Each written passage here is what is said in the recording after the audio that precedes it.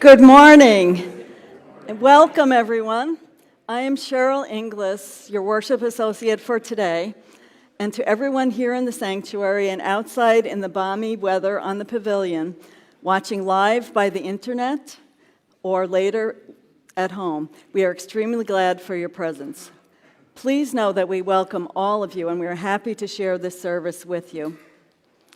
Our congregational mission and vision are printed on the back of your order of service. Here we welcome all who enter through the doors, regardless of race, creed, gender identity, or diversity of background. Love and acceptance are the core principles that we try to exemplify, whether we are here worshiping or leading our lives outside of this sanctuary. Are there any folks here today for the first or second time? No, I guess not. Oh, welcome. Okay. We're so glad that you've joined us today and hope you will stay with us for a bit after out on the pavilion for refreshments, and we have a very special surprise today. Should I tell them? Well, it depends on if you're talking about this week or next week. Oh, it's next week? Yeah, well, if... Don't tell him. Okay. All right. And here's Reverend Tony to add his welcome. Good morning. I have special gratitude again this morning for Cheryl Inglis, another first-time worship associate today. Thank you. Welcome. Yeah. And I'm especially grateful for all of you and for this group of people sitting up here tight together in the first few rows. You'll meet them a little bit later on, and you'll know why I'm grateful. I do have a couple of announcements today. After the service today in Thomas Hall, we have an emergency response training. This is brought to you by our UU security team in combination with the Naples Jewish congregation. And we have a presenter coming in and talking about how we need to pay attention to certain cues as we are aware of our own security here at UUCGN. Hope everyone will attend. As usual, and hopefully for not too many more weeks, if we don't know yet whether this will be the last or the second to last or what, but the bus to the vigil at the detention center will leave outside our doors at 2 o'clock today.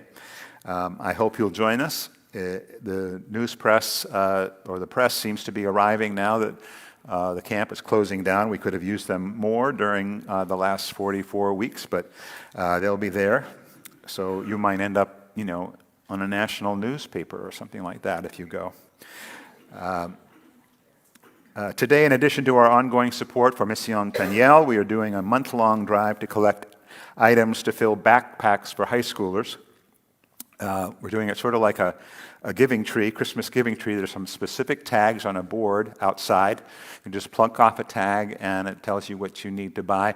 Bring that in, and we will fill up some backpacks that were purchased by the social justice team, and we'll get those out to Immokalee for the youth at Immokalee High School.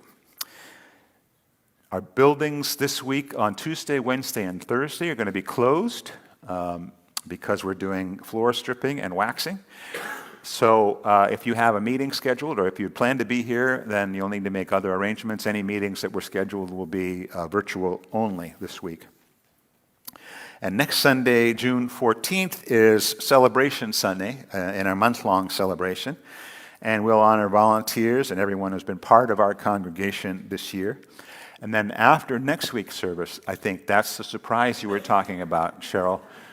We have Royal Scoop here following the service, so don't tell anybody. I'll get my share of the ice cream. And I think that's it for announcements. Again, thank you all for your patience and listening. Let's center ourselves now for this morning's service with our prelude.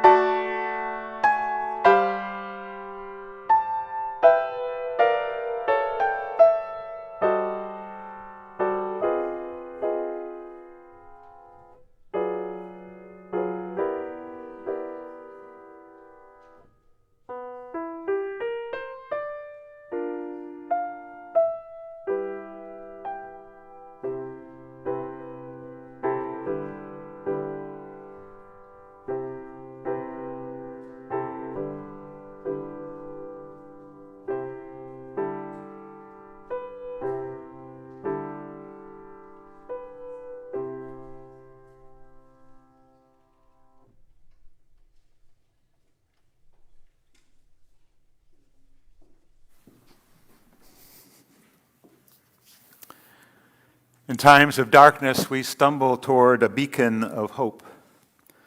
In times of doubt, we seek answers in the dancing flame.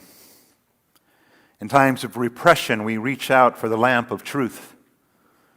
In times of loss, we pray for a comforting light. In times of joy, we light a candle of celebration. As we kindle our chalice this morning, let us each find what we need in its rich glow. Please join me in the chalice lighting response. In the light of truth, the warmth of community, and the fire of commitment, we gather this day. May the flame we now kindle be to us a symbol of the unity we seek.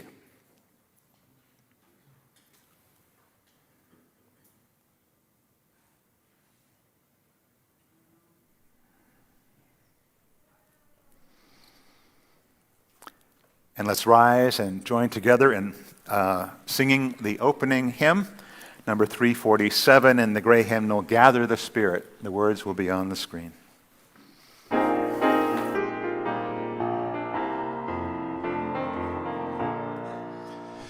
Gather the Spirit, harvest the power. Our separate fires will kindle one flame. Witness the mystery of this hour. Our trials in this light appear all the same. Gather in peace, gather in thanks, gather in sympathy now and then. Gather in hope, compassion and strength. Gather to celebrate once again. Gather the spirit of heart and mind. Seeds for the sowing are laid in store, nurtured in love and conscience refined, with body and spirit united once more. Gather in peace, gather in thanks, gather in sympathy now and then.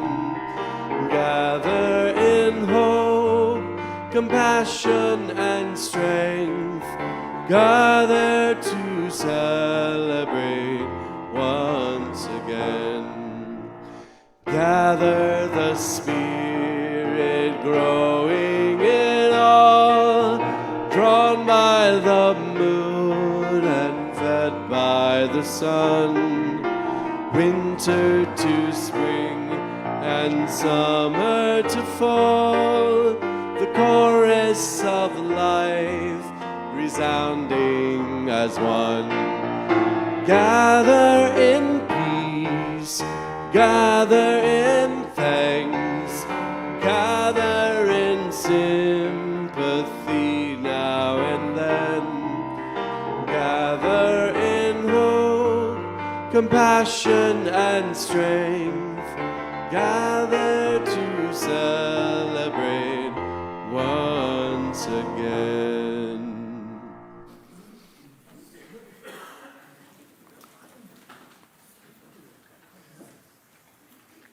Good morning. I am Skip Lundborg, and along with, oh, wait a minute, I need know who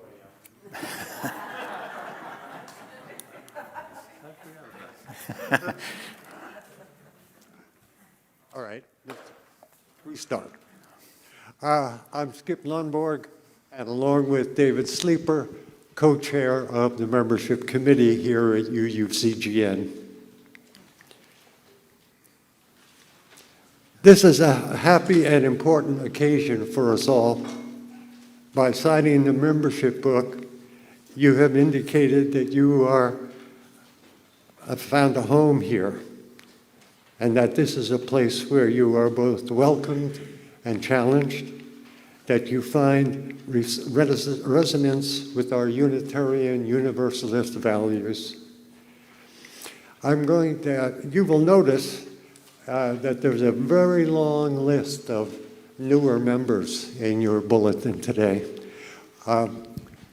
Because of the time of year, many of those are living the other half of their lives in other places. But we are privileged to have a good number present with us today. And as I call your name, I hope you'll come forward and face the congregation. Martha Cochran.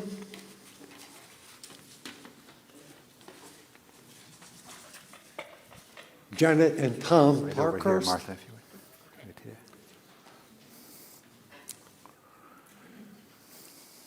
Janet Malozzi.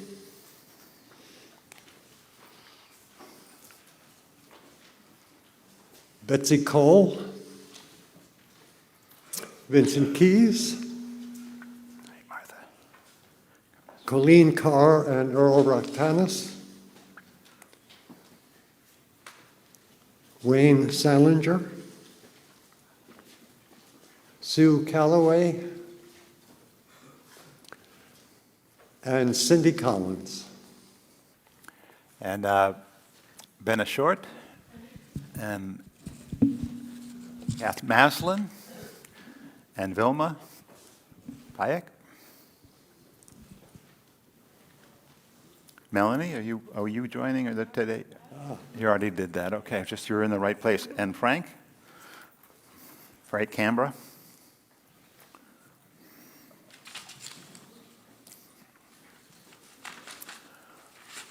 So welcome, all of you. What a nice picture this is. Are you getting this? Our photog? Each of you has made a decision to join this congregation in the search for truth, in the struggle for justice, and in the quest to live in loving relationship to one another. These are not necessarily easy things for any of us to do. Truth is often unwelcome.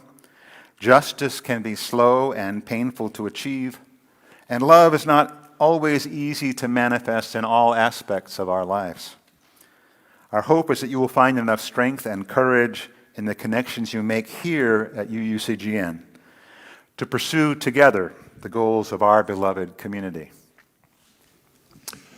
I now ask the congregation to rise in body or spirit and join me in the reading in unison the words of welcome. We welcome into this community of the free faith. We honor our commitment and pledge to support you on your journey towards truth and meaning. We invite your participation as we work together to create a larger community of peace, justice, and love. Thank you for joining us as we are enriched by your presence. And those of you up there who have an order of service, then your words will be in there as well. And I'll hand this to Wayne and share. And under the hat, something under the hat, Vincent. Okay. And for our newer members, allow me to lead you in your response. Grateful for your welcome, we join with you in the search for truth and the service of justice. We pledge to walk with you on this journey of faith with open minds and hearts.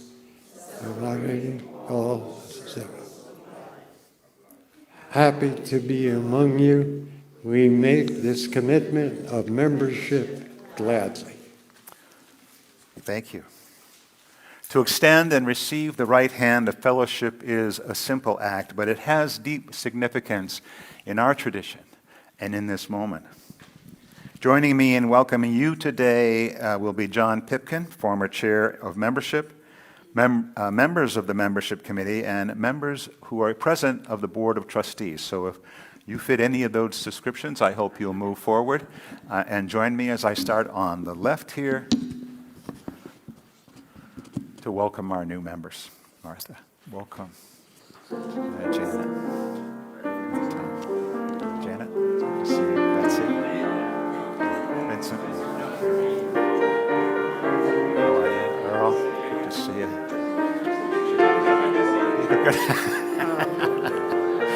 Wayne. Sue, welcome. Welcome. Vilma.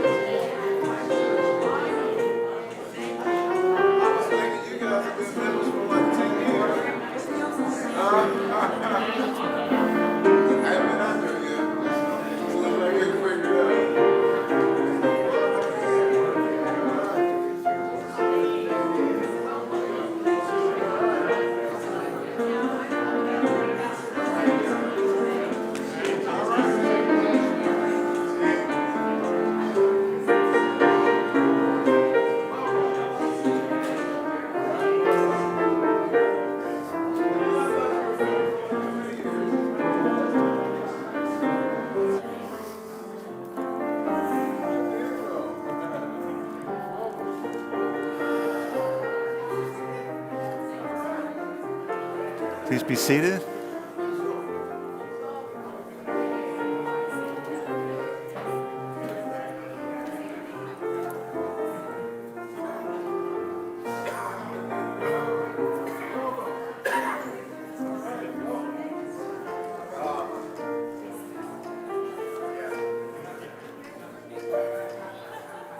And let's give our new members, those who are here and those who are further afield, a big round of applause and their welcome.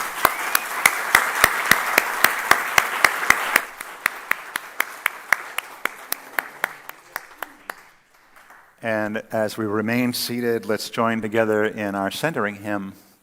It's number 90 in the gray hymnal, From All the Fret and Fever of the Day.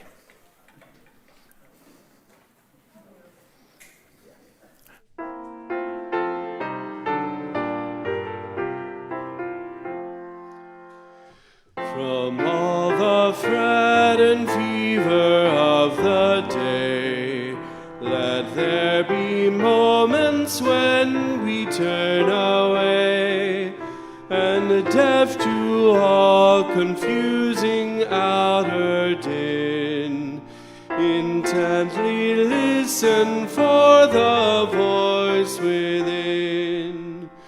In quietness and solitude we find the soundless wisdom of the deeper mind. With clear, harmonious purpose, let us then bring richer meaning to the world again.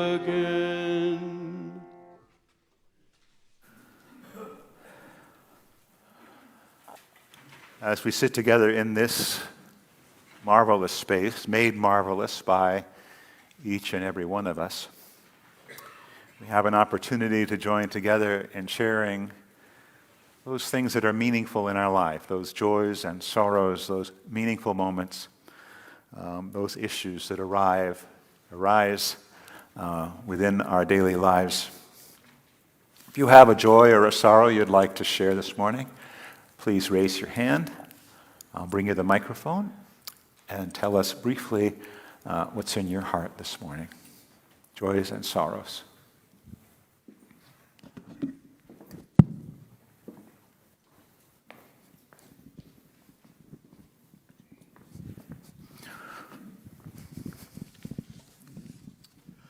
I'm Robin Petty. I'm sure there's probably a lot of people here who know Ed and Marge Ostrom, and know also that they haven't been here at all this season. Marge, of course, had a stroke earlier, and Ed has been dealing with bladder cancer. While both of them seem to be sort of dealing with it and coming along. Unfortunately, I heard 3 days ago that Marge was rushed to the emergency room at midnight with severe abdominal pain, which was diagnosed as a blockage of some sort. They're trying to deal with it as best they can, but given that she's 90-ish, surgery is not really an option. So where that goes from here, I don't know. But if you care to stay in touch with Ed, I'm sure they would like to hear your concern, and keep them in your thoughts if you would, please. Thank you so much.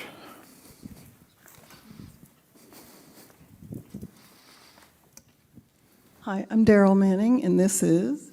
Jerry Manning. Hi. It's not a sorrow per se, it's more a concern and a worry. Our 14-year-old granddaughter apparently has been a target of some hate activity at her school. Some group of boys were able to hack into the school's server, and they created some horrible website, and they posted all kinds of awful stuff, including swastikas and really awful things. And so she, being half Jewish, was targeted, along with another friend of hers who is Jewish. So I'm very worried about what happens next. Yeah, I am too, of course. But on another note, our son is going to be 40 tomorrow, and he spent most of the year with us this last year recovering from a major knee operation. And so now he's mobile and feeling better, and happy birthday to our son, Tom. Thank you both. I'm Georgia Hopeful, and I've got some good news. The Baker Museum at the Artists of Naples has free Sundays. They're free in the summer. So it's from noon to 4, and don't miss the exhibits. The Ansel Adam photography is fabulous. The glass exhibit is one of a kind. They're beautiful. And the kids exhibit is wonderful. Thank you, Georgia.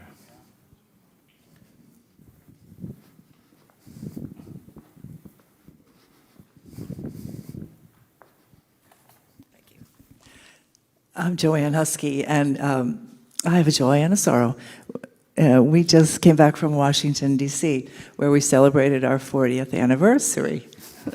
We've had an incredible life of adventure and fun and wildness, and we met in D.C. That's the joy. The sorrow was going to Washington and seeing all the institutions that we worked in. He worked at the State Department, that's destroyed. I worked at the Kennedy Center, that's destroyed. AID is destroyed. Department of Education is destroyed. It's a really tragic feeling, and there's soldiers marching around the city. And this is a city that is so beautiful and that we love so much, and we lived there for many, many years. So it's a great sorrow to see this strangeness that has come over Washington, D.C., and we should all pray for our country. Thank you, Joanne.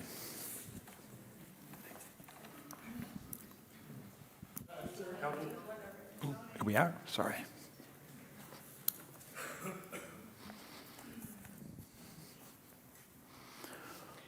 Melanie Wicker. On Easter Sunday, we had a beautiful service here. If you were here, you remember we did the flower ceremony, which I love. It's so beautiful. And at the very end of that service, I walked up to the front and said some words. I'm not even sure what I said. It was kind of an out-of-body experience.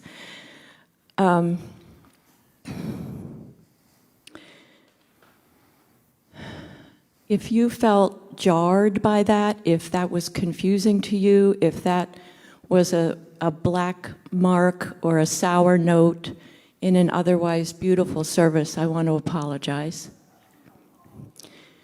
I also want to say, it's kind of an invitation. I am someone who I have not resigned my Christian identity by becoming a member of this congregation. And I have sometimes felt that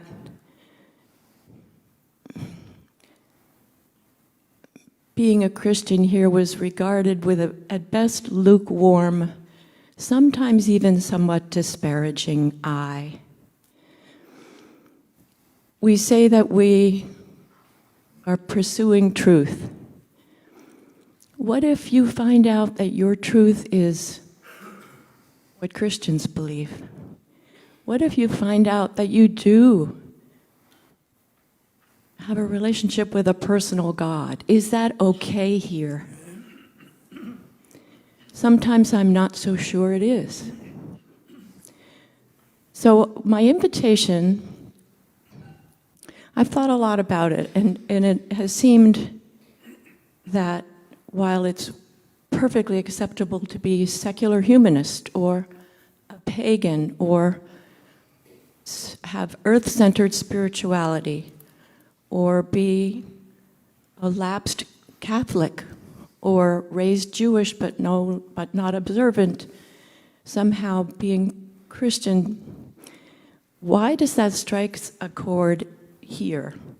And I think it's because so many of us were raised in Christian churches. So my invitation is maybe sometime after our service we could sit and talk with each other, those of us who were raised in Christian churches, and talk about why we're no longer there. Did you get hurt? Did you have your critical thinking put down? Were you told that you weren't welcome? I know the reason that I'm here is that the Christian churches I went to in Naples were peopled by, let's just say that they didn't share my views about social justice. And I've thought about there's a Christian church that does share those views, but you know what? They have a praise band, and I can't give up Sean and Abby for a praise band. And I also Jesus didn't say praise me.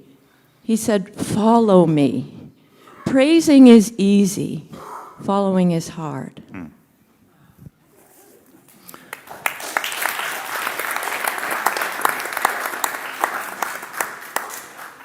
Thank you, Melanie, for voicing your heart and for probably the hearts of a number of people here. And I hope you'll follow up with that invitation and have that conversation, and I'd be happy to join and listen.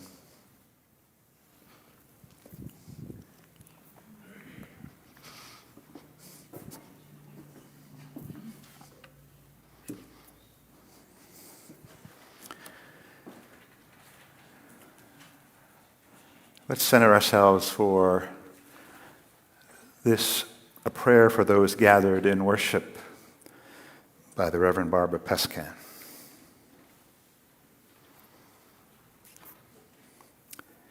In this familiar place, listen to the sounds of breathing,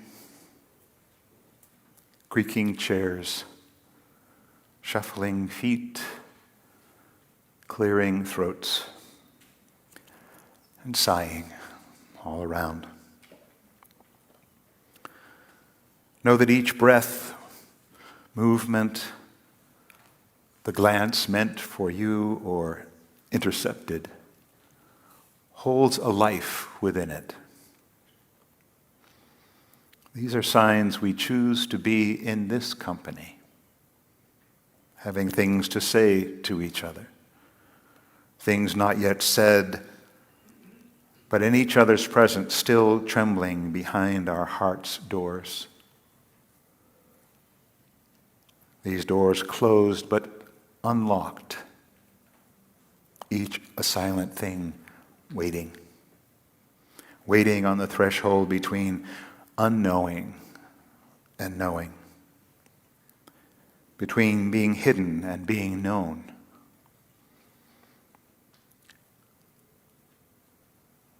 Find the silence among these people and listen to it all. Breaths, sighs, movements, holding back, letting go. Hear the tears that have not yet reached the eyes. Perhaps they are your own. Hear also the laughter building deep where joy abides, despite everything. Listen and celebrate. Let's share some silence together.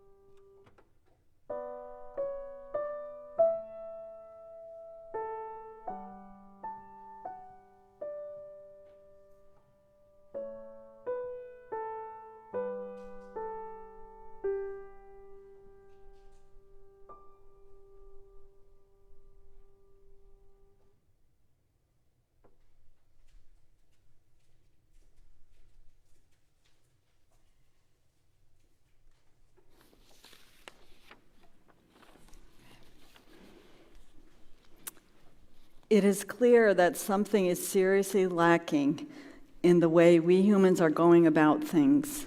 But what is it we lack? The fundamental problem, I believe, is that at every level we are giving too much attention to the external, material aspects of life while neglecting moral ethics and inner values.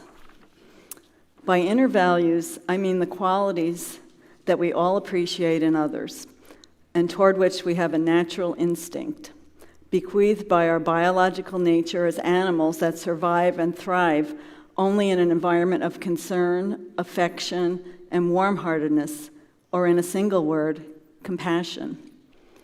The essence of compassion is a desire to alleviate the suffering of others and to promote their well-being. This is the spiritual principle from which all other values emerge. We all appreciate in others the inner qualities of kindness, patience, tolerance, forgiveness, and generosity. And in the same way, we're all averse to displays of greed, malice, hatred, and bigotry. Our inner lives are something we ignore at our own peril. And many of the greatest problems we face in today's world are the result of such neglect.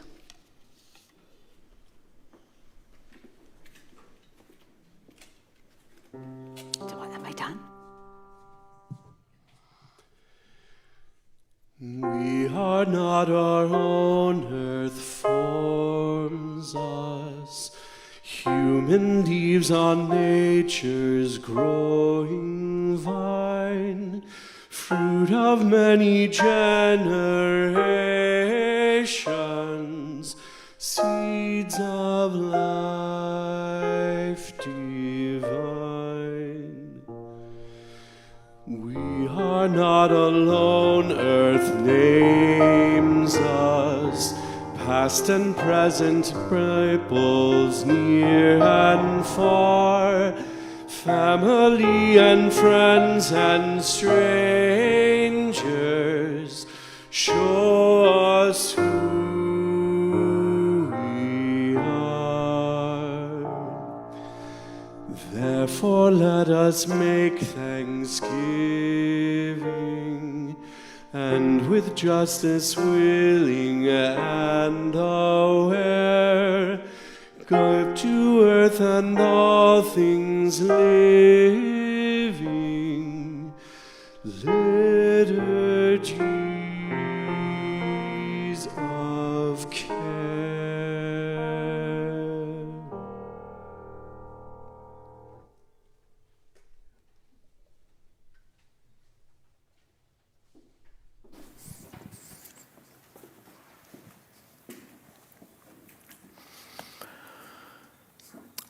When I was in 11th grade, Sean, I'm echoing a bit. Could you turn me down a little bit? I'm hot, I guess. I don't know.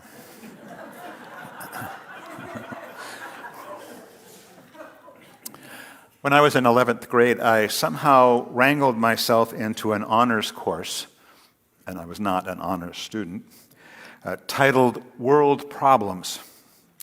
It was led by two of my favorite teachers, Mr. Gray, who was in the English department, and Ms. Lambert, who was a very popular social studies teacher. It was listed as an elective in both departments, and in reality, it was a course in research and in critical thinking. Neither Ms. Lambert nor Mr. Gray actually lectured. What they did was to introduce current-day topics and then assign students to research a particular perspective of that issue and be prepared to answer questions from that point of view. Each topic was addressed in a different way. For example, one week we might have a debate. We might engage in a debate about that, in a structured debate. And another week we might be asked to come together in some sort of council to try, from our different perspectives, to solve a problem, to see if we could do that together. For each topic, a small group was assigned to be observers in the classroom and report on what was happening. This would take the form of publishing a newspaper that would be posted in a small corner of the classroom bulletin board. Mr. Gray coached the always rotating newspaper staff and would constantly urge us to ask the critical questions: who, what, when, where, and why, reminding us that they often needed to be answered more than once as you got deeper into a story. The tagline for the weekly paper, our weekly paper, was a takeoff on the New York Times, all the news that's fit to print. Ours was simply all the news that fits. Whenever I think of the 5 W's, I think of Mr. Gray telling us to keep drilling down until we got to the heart of the matter. It wasn't until I got to seminary some 42 years later that the 5 W's came up again in a classroom setting, this time in a course titled Leading from Within, Spirituality and Leadership, with another one of my favorite teachers, Margaret Benefiel. The course was framed around the question, what would leadership arising from a core of spiritual groundedness and compassion look like? It's a question we are constantly asking ourselves today, as we don't often see it. One of our first assignments was to reconstruct our own spiritual foundations using those 5 basic questions: who, what, when, where, why. We were to identify the spiritual resources that we considered as core to our everyday lives and that helped us through those difficult times. And then see if we could determine how we came by them and why we continue to hold them. In part, I think this is what the Dalai Lama was looking for us to do in that passage that Cheryl just read, to become more acquainted with our inner life. And I can still hear Mr. Gray's admonition to keep drilling down until we get to the heart of the matter. When the world confronts us with some new event, which it seems to do just about every other minute these days, our first reactions are emotional, and then our rational side kicks in to try to make sense of what's happened. But it's those initial reactions that can reveal a lot about us, whether we feel outrage or affirmation, fear or joy at something we see or hear in the news. We are reacting from somewhere deep inside. And it behooves us to occasionally do a little self-examination to see what's actually going on. The trouble is, or I should say, if you're like me, the trouble is that in trying to dig a little deeper, we can run up against what I might term cognitive resistance. Like the brain pushing back on revealing some of its own inner workings. To just try and launch into, well, why do I think that, is not an easy task. Clearly, in giving us this assignment, Professor Benefield understood this and wanted us to understand that staying grounded as spiritual leaders, which we were training to do, meant doing this sometimes difficult work on a regular basis, by staying in touch with our moral, spiritual foundations, and maybe going deeper still, to be sure that those foundations remained relevant, and that they were consistent, coherent with each other, and that our actions remained aligned with them. So part of this course was to find tools, spiritual practices that helped us stay in the work. Meditation was clearly one of those practices. Using poetry was another. Emily Dickinson talked about telling it slant, meaning that poetry has a way of wrapping truth, insight, or even a moral prompt into metaphor, allowing it to slip past our defenses and settle in so that we had to deal with it. 12 plus years ago, when I was in seminary, I was also listening to and reading a lot of Wendell Berry. I love both his fiction, which I listened to on my commute, and his poetry, which I often used as a centering device. This one, titled Sabbath Poem 1, 1979, I found particularly good at getting things going.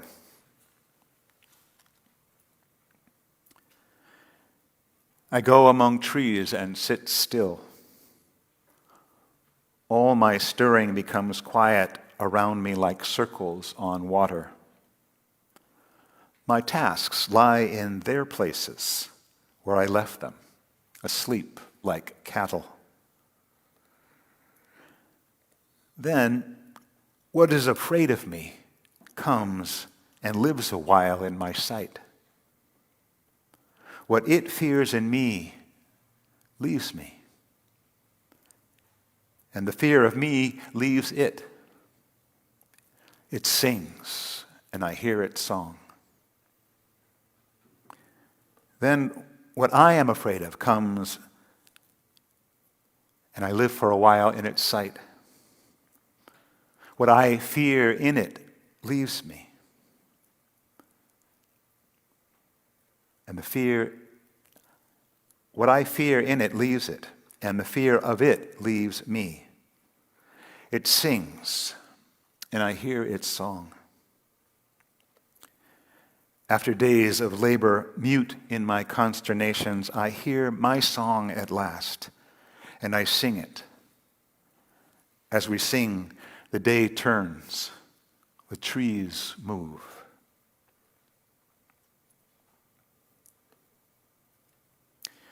Using a prompt like this has us thinking a little differently. The 5 W's become less of a search for objectivity and more of a quest for our own subjective truths. I go among trees and sit still. All my stirrings become quiet around me like circles on water. My tasks lie in their places where I left them, asleep like cattle.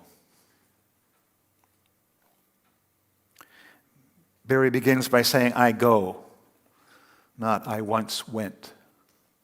His is a practice of habit, and from the start he sets down the foundations of that particular practice to find a place that is peaceful and comfortable enough so that a certain stillness is possible. His relationship with nature is real, and nature itself is a calming influence, even if viewed through the corner of a window pane. His sense of time and distance from distractions gives him mental and physical space to wait for what might well up. I don't think it would be an understatement to say that we human beings have a very low tolerance for discomfort. That's not to say that when faced with real adversity we don't rise to the occasion, but to sit still with ourselves when there are other options, distractions, other ways to divert oneself, as opposed to, say, facing our fears. We can be pretty creative. My mother, the problem solver, used to say that she could never, ever meditate because she wouldn't want to be confronted by all those unwelcome thoughts that might pop up in her brain unannounced. Listening to our heart demands time and stillness and the risk of true self-awareness. Then what is afraid of me comes and lives a while in my sight. What it fears in me leaves me. And the fear of me leaves it. It sings, and I hear its song. We don't often think about what or who fears us or why, but perhaps we should.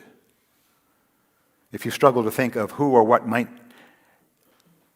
fear you, it might be good for you to think of what a privileged place you hold in this world. If you are a woman, you know that men, or at least the force of patriarchy in our society, fears your power and fears losing dominance. Men fear a wisdom that is more relational than transactional.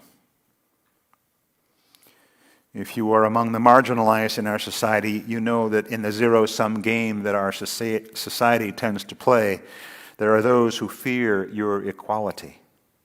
That if you ever do achieve it, that means they will have to lose something. Recognizing the fear in others, while perhaps not generating outright compassion for them, may edge you a little closer to understanding. Then what I am afraid of comes. I live for a while in its sight.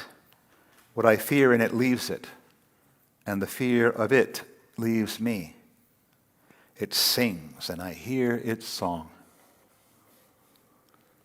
And what is it that you are afraid of, and why? Our biggest fears tend to expose the things that we most cherish and we'd be loath to lose.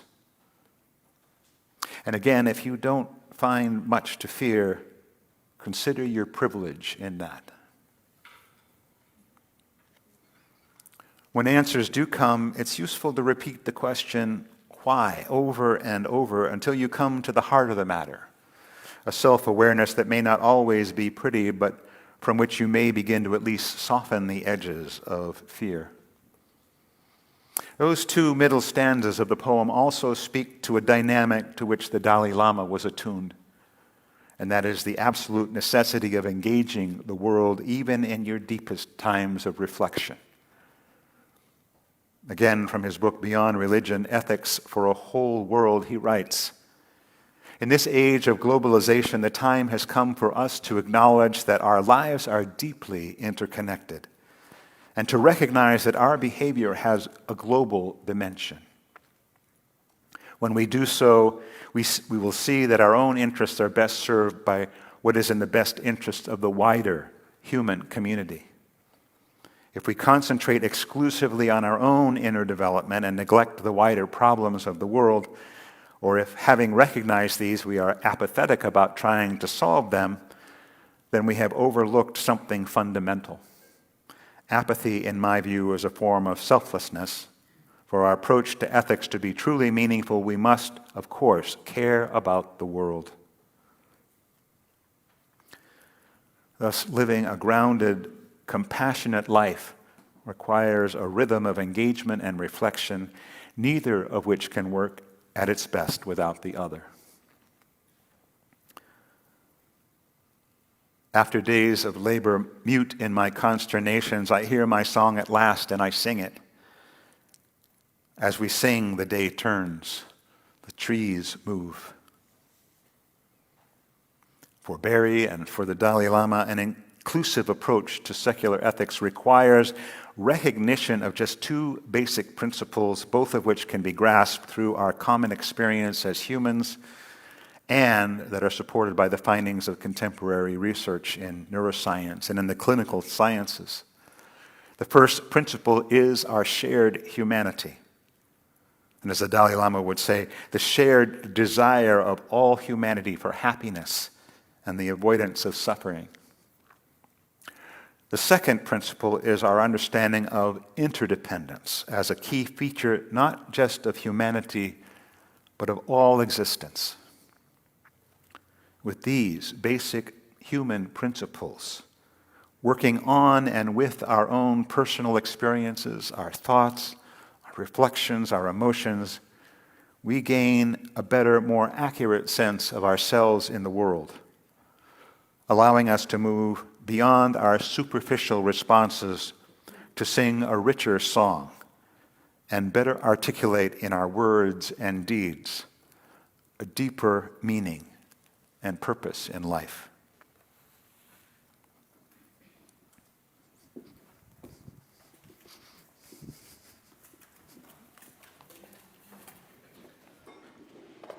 Okay. There are many ways to express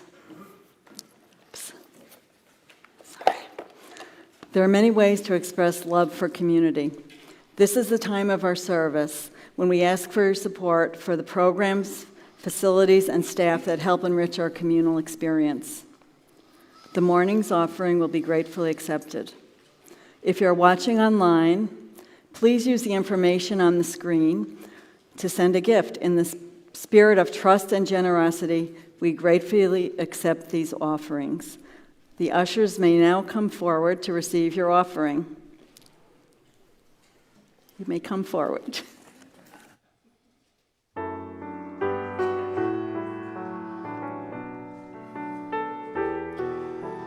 Far beyond the grasp of hands, or light to meet the eye, past the reaches of the mind, there find the key to nature's harmony in an architecture so entwined.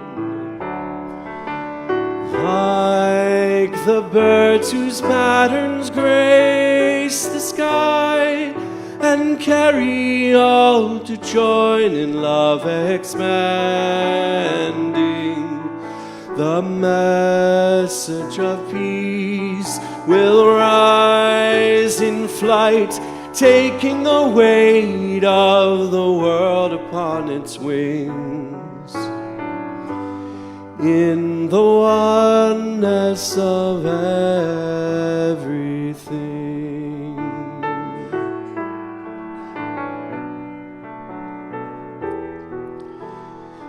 Peace is in the dance of trees who stir before the first breath of wind is yet perceived.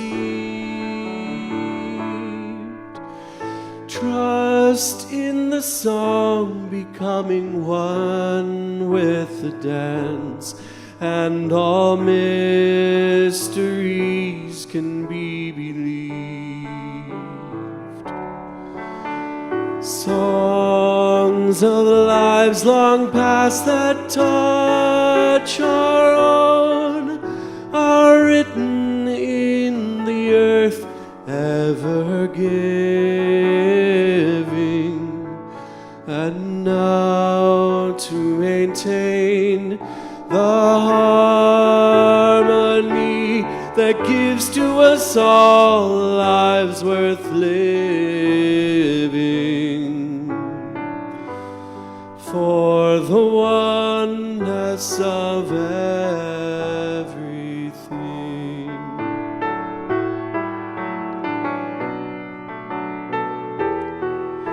Still we seek to find a truth that we might understand and reduce to terms defined. Vast and immeasurable time and space, also overwhelmingly designed. Oh, passing years just might know the faith that winters in the heart to be reborn in spring, to hear and to feel the pulse of life that enters my soul as a song to sing of the oneness of everything.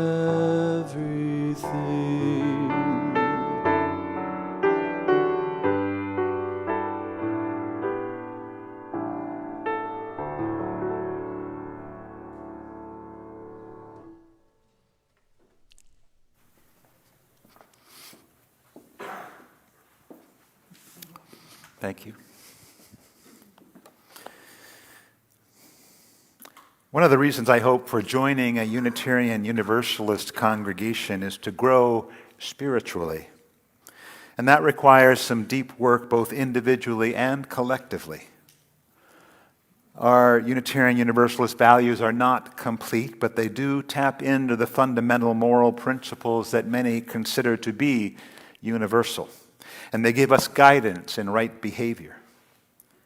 The idea that we respect the interdependent web of all existence of which we are but a part ties us inevitably to one another. In a familiar phrase from Martin Luther King Jr., it ties us in a single garment of destiny. We are thus responsible not just for our own inner workings, but to our neighbor and to the entire web of mutuality. To live lives of grounded compassion requires us to be fully present, having left behind those things that bind us up and keep us apart. It means that part of our ongoing growth must be relational, and that our future depends on our being fully present to one another, open to possibility in this moment and in the next. This is the how of who, what, when, where, why, and how.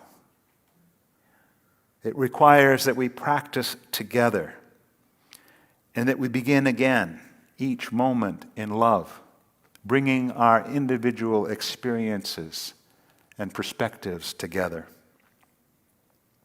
It's not simple. There must be a willingness to engage, and there is hard work required to learn the dance. But once facing our partners, transformation is possible if we but surrender to the creative flow.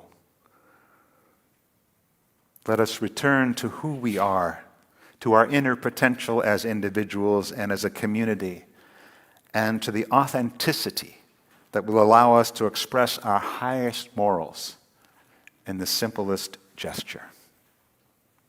Let's join together in our closing hymn. We laugh, we cry, please rise in body and spirit. It's number 354. In the gray hymnal, we'll sing verses 1, 3, and 4.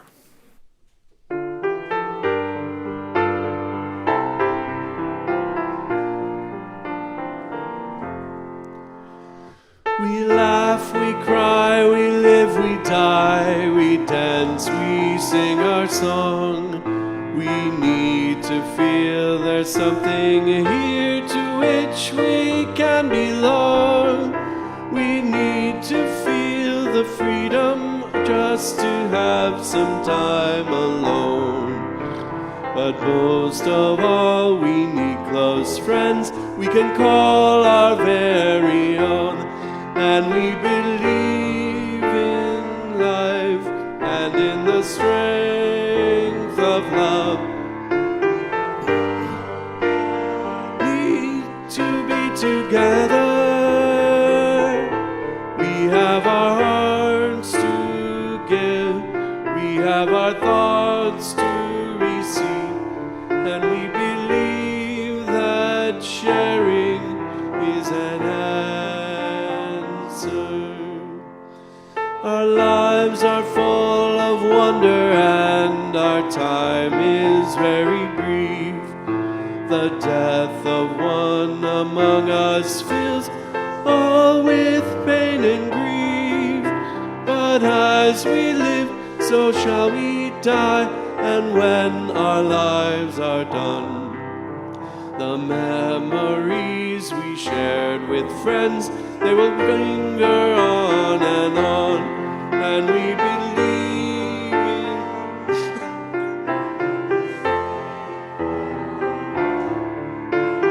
Found a place to be together. We have a right to grow. We have the gift to believe that peace within our living is an answer. We seek elusive answers to the questions of this life. We seek to put an end to all the waste of human strife. We search for truth, equality, and blessed peace of mind. And then we come together here to make sense of what we find. And we believe in life and in the strength of love. And we have found a joy being together. And in our search for peace, maybe we'll finally see even to question truly is an answer. Let us continue to be grateful for the gift of every person here, for being held in friendship and community, for being supported on our spiritual journeys, for the opportunities to serve the good and build together the world we dream about. Go in peace, go in love. Have a wonderful day.